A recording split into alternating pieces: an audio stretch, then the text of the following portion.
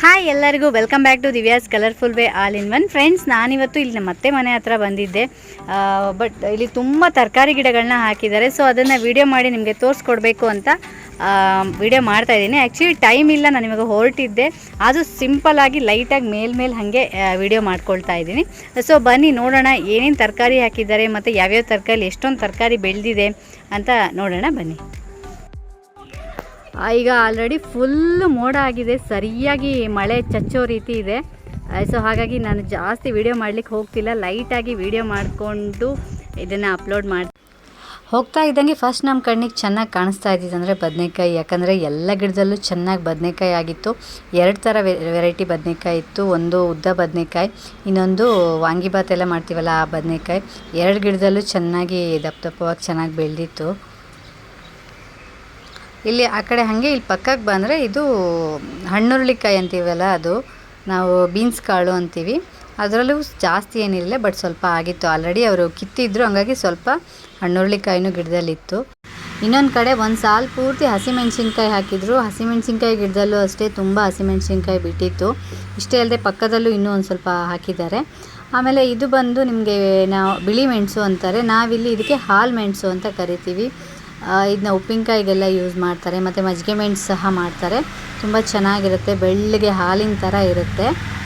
ಇಲ್ಲಿ ಸೋರೆಕಾಯಿ ಮತ್ತು ಚಿಕ್ಕಡಿಕಾಯಿ 2 ಬಳ್ಳಿನ ಒಟ್ಟಿಗೆ ಬಿಟ್ಟಿದ್ದಾರೆ.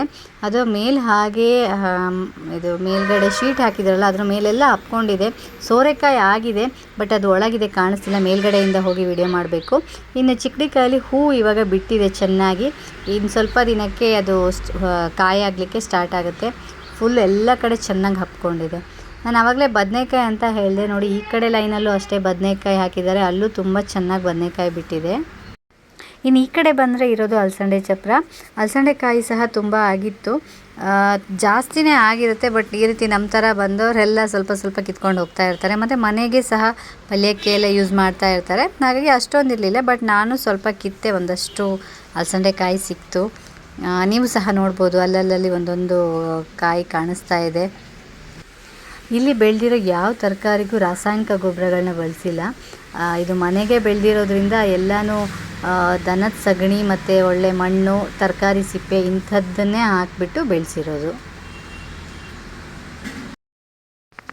ಆಗಲೇ ಒಂದು ಲೈನ್ ಹಸಿಮೆಣ್ಸಿನ್ಕಾಯಿ ನೋಡಿದ್ವಿ. ಇನ್ನು ಈ ಕಡೆ ಬಂದರೆ ಮತ್ತೆ ಒಂದಷ್ಟು ಹಸಿಮೆಣ್ಸಿನ್ಕಾಯಿ ಗಿಡ ಹಾಕಿದರು.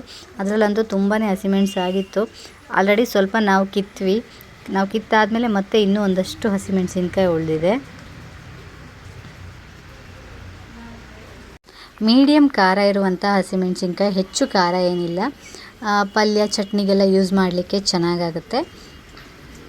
ಇನ್ನು ಇದಿಷ್ಟು ತರಕಾರಿ ಅಲ್ಲದೆ ಈ ಕಡೆ ಬಂದರೆ ನಮ್ಮ ಅತ್ತೆ ಮಗ ಒಂದಷ್ಟು ಕಡಲೆಕಾಯಿ ಗಿಡವನ್ನು ಕೂಡ ಹಾಕಿದ್ದಾರೆ. ಇಲ್ಲಿ ಮಳೆ ಬಂದ ಕೂಡಲೇ ಹೆಚ್ಚಿನ ಕಳೆ ಬಂದುಬಿಡುತ್ತೆ. ಆ್ಯಕ್ಚುಲಿ ಕಡಲೆ ಗಿಡದ ಮಧ್ಯೆನೂ ಸ್ವಲ್ಪ ಕಳೆ ಗಿಡಗಳು ಬೆಳ್ಕೊಂಡಿದೆ. ಅದನ್ನ ಒಂದು ಸೈಡಿಂದ ಅವರು ಕ್ಲೀನ್ ಮಾಡ್ತಾ ಇದ್ದಾರೆ. ಇವಾಗ ನಾನು ಸಡನ್ನಾಗಿ ಹೋಗಿರೋದ್ರಿಂದ ಹಾಗೆ ವಿಡಿಯೋ ಮಾಡಿಕೊಂಡು ಬಂದಿದ್ದೀನಿ. ಕೆಲವೊಂದಷ್ಟನ್ನ ಡೈರೆಕ್ಟಾಗಿ ನೆಲದಲ್ಲೇ ನೆಟ್ಟಿದ್ದಾರೆ, ಇನ್ನು ಕೆಲವೊಂದಷ್ಟನ್ನ ಈ ರೀತಿ ಪ್ಲಾಸ್ಟಿಕ್ ಚೀಲ, ಸಿಮೆಂಟ್ ಚೀಲದಲ್ಲಿ ಮಣ್ಣನ್ನು ಹಾಕಿ ನೆಟ್ಟಿದ್ದಾರೆ. ಇಲ್ಲಿ ಬಸ್ಲೆ ಕೂಡ ನೋಡ್ಬೋದು ನೀವು.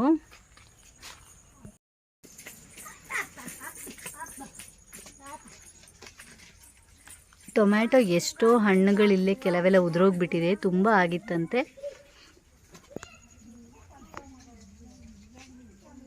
ಒಳಗೆಲ್ಲ ಟೊಮೆಟೊ ಆಗಿದೆ ನೋಡಿ. ಇದ್ರೊಳಗೆಲ್ಲನೂ ಎಷ್ಟೊಂದು ಕಾಯಿಗಳು ನೋಡ್ಬೋದು ನೀವು.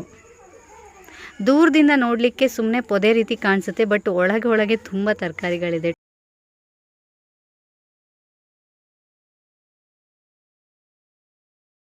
ಇದು ಒಂದು ಜಾತಿ ಅರವೆ ಸೊಪ್ಪು. ಇದನ್ನು ದಂಟನ್ನು ತೆಗೆದು ಸಾಂಬಾರನ್ನು ಮಾಡ್ತಾರೆ. ಅದರಲ್ಲೇ ಇದು ಕೆಂಪು ಅರವೆ ಅಂತ. ಇಷ್ಟು ದೊಡ್ಡ ಗಿಡವಾಗಿ ಬೆಳೆಯುತ್ತೆ ಇದು. ಗಿಡವ ಅಷ್ಟು ದೊಡ್ಡದಾಗಿ ಬೆಳೆದ್ರೂ ಸಹ ಇದನ್ನ ದಂಟನ್ನು ಮಾತ್ರ ಹೆಚ್ಚಾಗಿ ಈ ನುಗ್ಗೆಕಾಯಿ ಎಲ್ಲ ಸಾಂಬಾರು ಮಾಡ್ತೀವಲ್ಲ, ಅದೇ ಥರ ಸಾಂಬಾರು ಮಾಡ್ಬೋದು. ಸೋರೆಕಾಯಿ ಕೆಳಗಡೆಗೆ ಕಾಣಿಸ್ತಾ ಇರಲಿಲ್ಲ, ಹಾಗಾಗಿ ನಾವು ಇಲ್ಲಿ ಮೇಲೆ ಬಂದುಬಿಟ್ಟು ಟೆರೆಸ್ ಮೇಲೆ ಬಂದು ವಿಡಿಯೋ ಮಾಡ್ತಾ ಇದ್ದೀನಿ. ಯಾಕಂದರೆ ಅದು ಪಕ್ಕದ ಶೀಟ್ ಮೇಲೆ ಬಳ್ಳಿಯೆಲ್ಲ ಹಾಕ್ಕೊಂಡು ಅಲ್ಲಿ 2 ಸೋರೆಕಾಯಿ ಆಗಿತ್ತು. ಎಷ್ಟಾಗಿದೆ ಅತ್ತೆ? 2.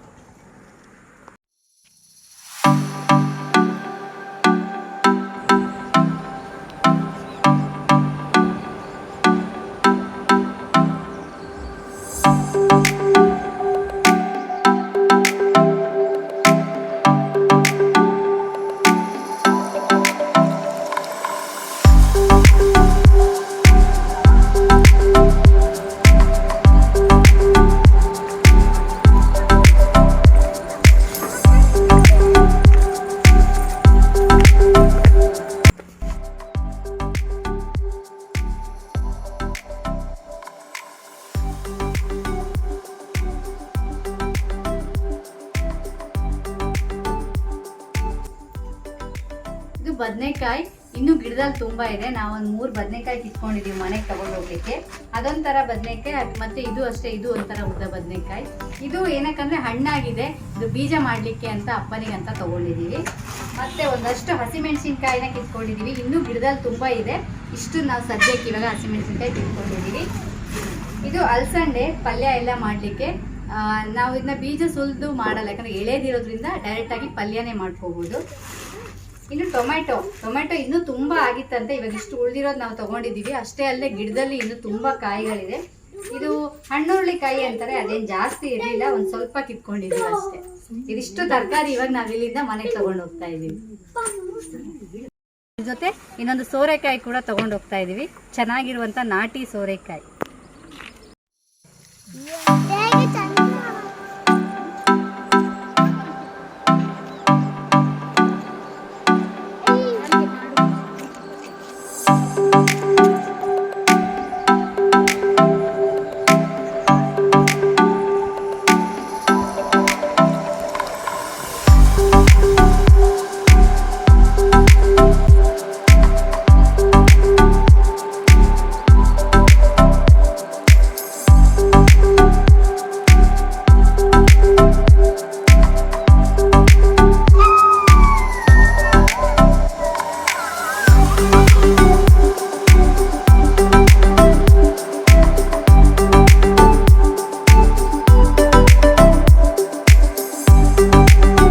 ನೋಡಿದ್ರಲ್ಲ ಫ್ರೆಂಡ್ಸ್, ಎಷ್ಟೊಂದು ತರಕಾರಿಗಳನ್ನ ಬೆಳೆದಿದೆ ಅಂತ. ಇವಾಗ ಜಸ್ಟ್ ಹಾಕಿದ್ದಾರೆ, ಇನ್ನೂ ಕೆಲವೊಂದು ತುಂಬ ತರಕಾರಿಗಳನ್ನ ಹಾಕೋ ಪ್ಲ್ಯಾನ್ ಇದೆ.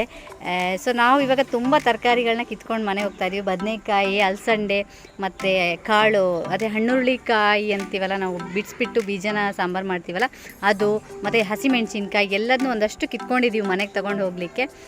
ಸೊ ತುಂಬ ಚೆನ್ನಾಗಿ ತರಕಾರಿನ ಬೆಳೆಸಿದ್ದಾರೆ. ಸೊ ಇವತ್ತಿನ ವೀಡಿಯೋ ನಿಮಗೆ ಇಷ್ಟ ಆಗಿದೆ ಅಂದ್ಕೊಳ್ತೀನಿ. ಇಷ್ಟ ಆಗಿದ್ರೆ ಲೈಕ್ ಮಾಡಿ, ಹಾಗೆ ಕಮೆಂಟ್ ಕೂಡ ಮಾಡಿ. ಇನ್ನೊಂದು ವೀಡಿಯೋ ಜೊತೆ ನಿಮ್ಮ ಸ್ಕ್ರೀನ್ ಮೇಲೆ ಬರ್ತೀನಿ. ಅಲ್ಲಿವರೆಗೆ ಬಾಯ್.